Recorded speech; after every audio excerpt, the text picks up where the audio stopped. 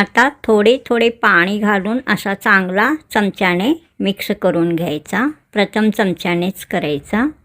हा बघा, एकदम असा चांगला मिक्स करून घ्यायचा. कांदा भजी हा रेसिपी तुम्हाला आवडल्यास सबस्क्राईब करा, लाईक करा, शेअर करा. आता थोडे थोडे पाणी घालून हाताने असा चांगला हा बेसन मिक्स करून घ्यायचा आहे. हा चमच्याला लागलेला सर्व बेसन काढून घ्यायचा, पुसून घ्यायचा. मग हाताने असा व्यवस्थित चांगला मिक्स करून घ्यायचा. हा बघा, अशा प्रकारे एकदम हलक्या हाताने असा चांगला मिक्स करून घ्यायचा. बेसन हा कोणताही घेतला तरी चालेल.